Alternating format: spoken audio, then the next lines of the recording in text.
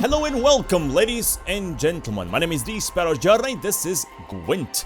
Today, I bring you another deck, one that is fun to play with, not necessarily, competitive. It's called Karen Likes Eggs because it basically uses the Harpies and the Harpy eggs.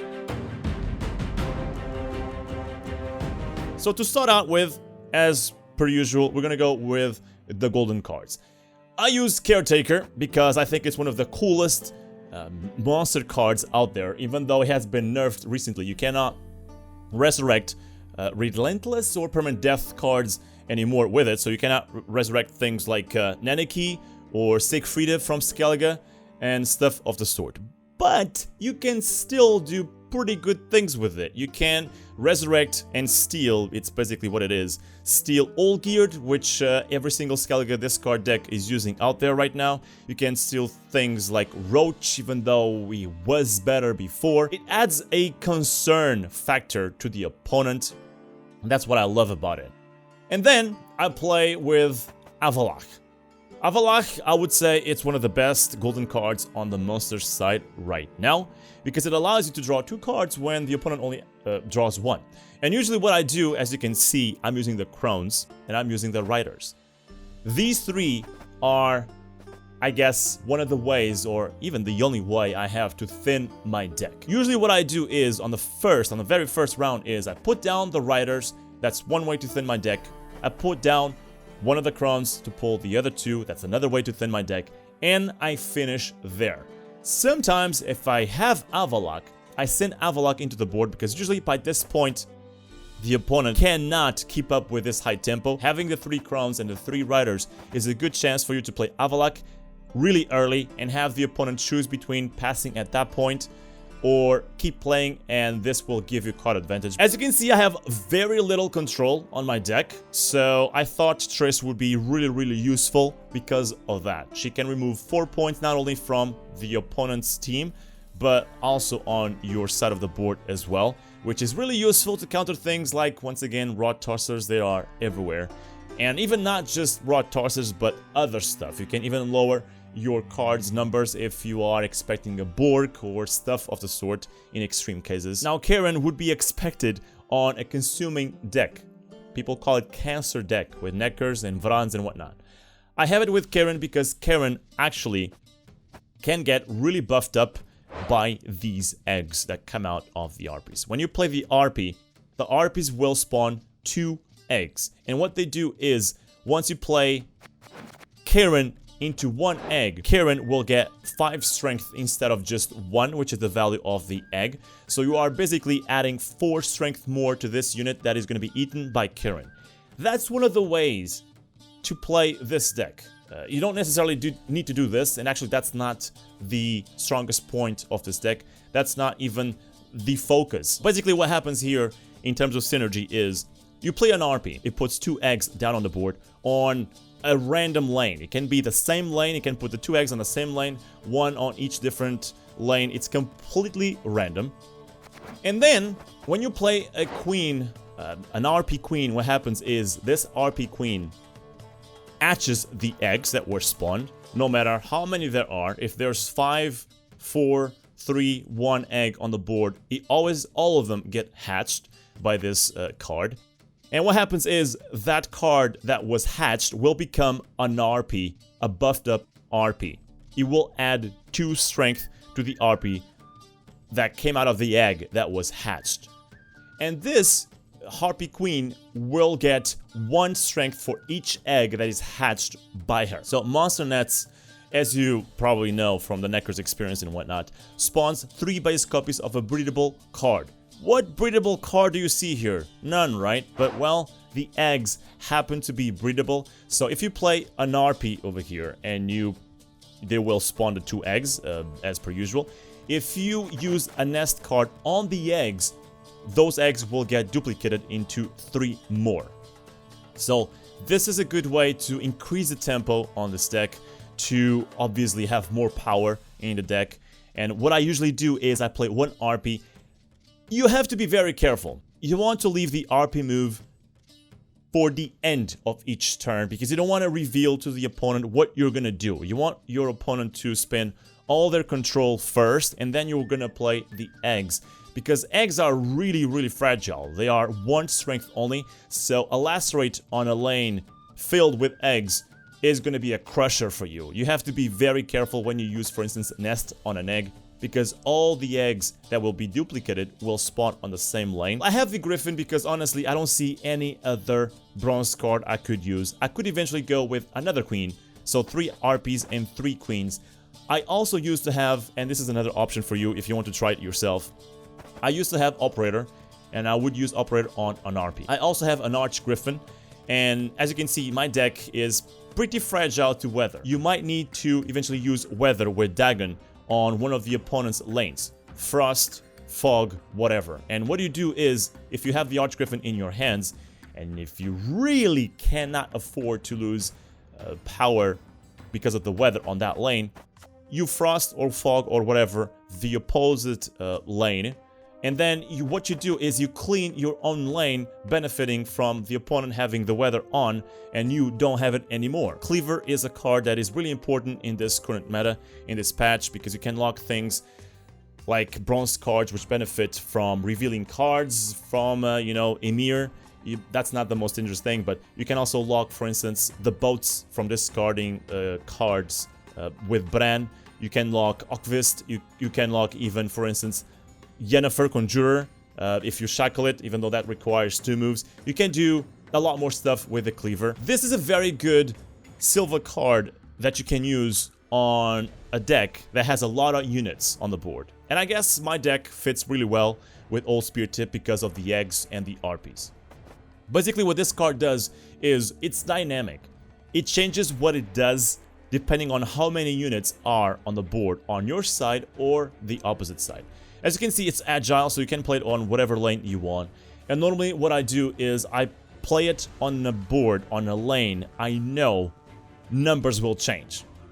What that means is, for instance, I'm going to give you a simple and very easy to understand example.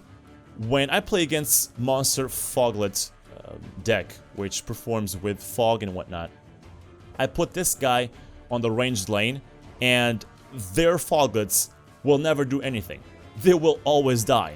Because whenever this guy is on his asleep mode, he adds 1 strength to all the units that is right beside him on the lane. But if the opponent has more than 2 units on his side, on the same lane that this guy is on your side, what happens is you will become Old Spear Tip awake, which means you will do 2 damage to every single card on the opposite side, and he will become the Spear Tip awake, which means he has 8 strength. And the most interesting thing is, he will get back asleep, he will change again on the next turn if he destroyed enough units on the opposite side so that the opponent doesn't have more than 2 units. On to the specials, I have the Meridian Bomb. They can help because my deck is a little bit weak to weather, as you might have noticed. So this guy will eventually bring up to base strength all the units that are weathered. He will help with things like Scoia'tael build up a dwarf deck. I have here Swallow Potion, which works really well with monsters. I have here Thunderbolt Potion, which can be useful as a last minute card with the Harpies. If you eventually have the chance to spawn a lot of Harpies, hatch a lot of Harpies with the queens by putting the eggs down first. Shackles is over here for all intents and purposes. You know, it can be useful in a lot of ways right now in the current patch, in the current meta. It's here for also one last thing that I would like to mention. You guys might not know this, but if you use Karen as a last played card on something, and if you don't play any more units after that, and eventually if you have the chance after your opponent passes, you will shackle Karen. Karen will stay on the board as a silver card. Sure, you are giving it the chance that the opponent is able to scorch it, is able to weather it, is able to igni it, but you will keep a very strong card for the next round. You need to be mindful when to do that and be sure that the opponent doesn't have any more ways to destroy powerful cards. The core mechanics of this deck is to be high tempo, very powerful on the first round, put the crowns down, put the riders down, keep a very strong card for the second round, and you know, eventually force the opponent on the first round to either spend a lot of cards, if you also play Avalok, or also get the win on the first round. And then on the second and third round, you are, you know, available to go in with the eggs hatching kind of tactic, which proves to be very, very powerful if you are careful enough and if your opponent is not aware of what you are about to do. And a lot of them are not, because this deck and this card is not used that much in this meta. Ladies and gentlemen, this was Karen Likes Eggs. It could be Karen Likes Omelets or something of the sort, but I guess this is a little bit more clarifying of what the deck does and what it's supposed to do. If you use this deck, or if you have any other opinions or, I guess, ways to change this deck, let me know in the comment section how it did for you. I'm gonna head out now, but I do hope you have some fun in Gwent. My name has been TheSparrowsJourney. Have a good one. Bye-bye. Hi, brother. From another sea. How are you? How's the tides? He's either playing Consume or Foglets. In each case, I want to redraw this. Avalok.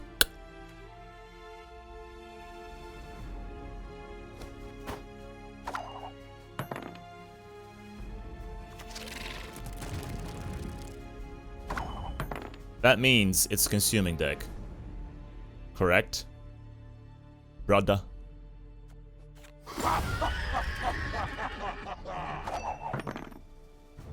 Let's remember, Weavus is the last card played.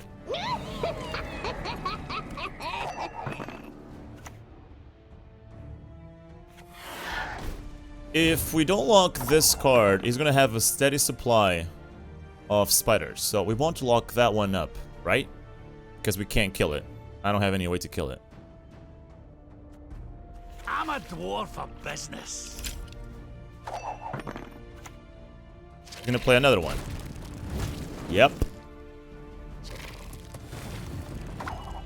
So he has a steady supply of spiders now. What do I do? I have thinned my deck, so let's just do this. Appearances can be deceiving.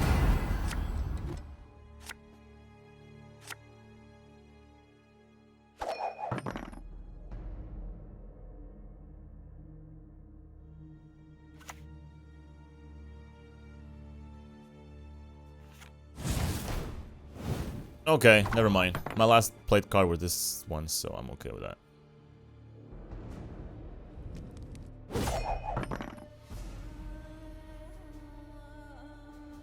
That's true. I can debomb Vran. That's very true. So, all things considered, this was not horrible round. Oh, he kept the spider? I thought he would keep the behemoth. These inconsistencies in the game need to be addressed. It's time.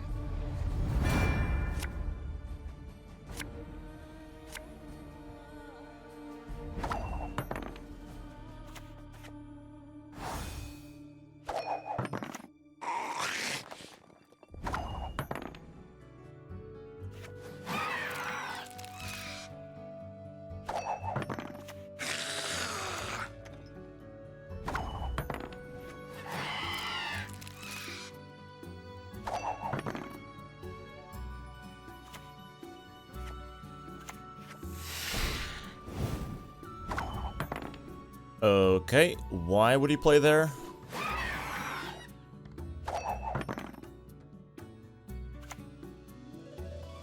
A word once given will never break.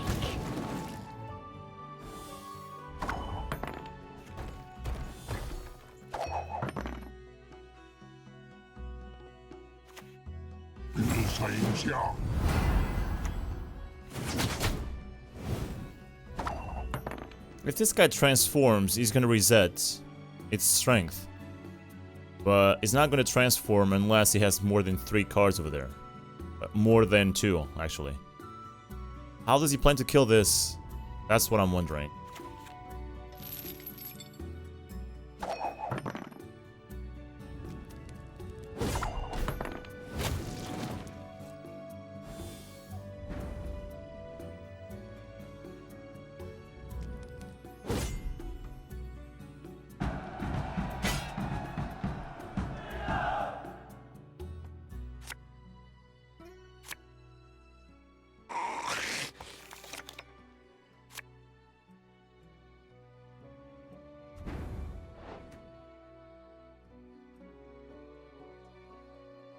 please, please give me the griffin, please.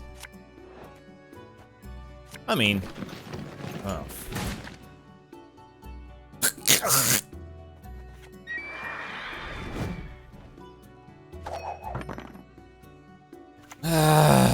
Not one escapes. Got it? God.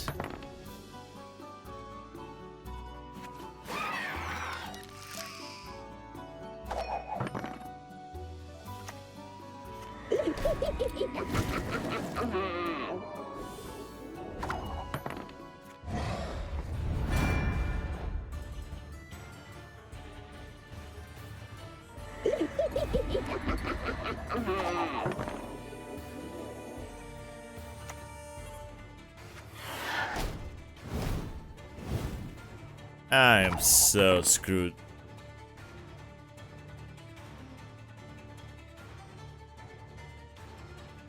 I sense strong magic.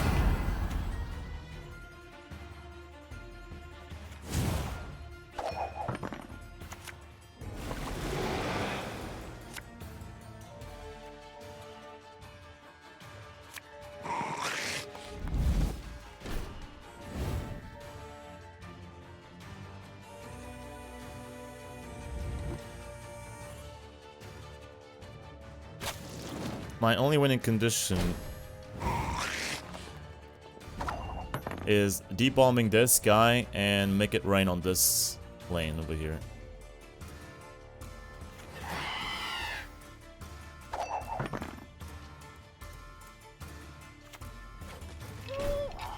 Oh god. My god.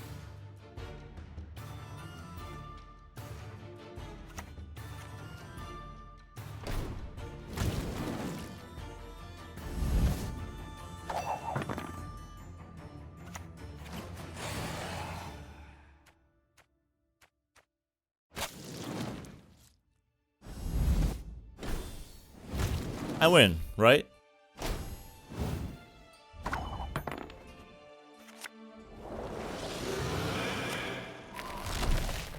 Take it home, baby. And say, I love the smell of knickers in the morning.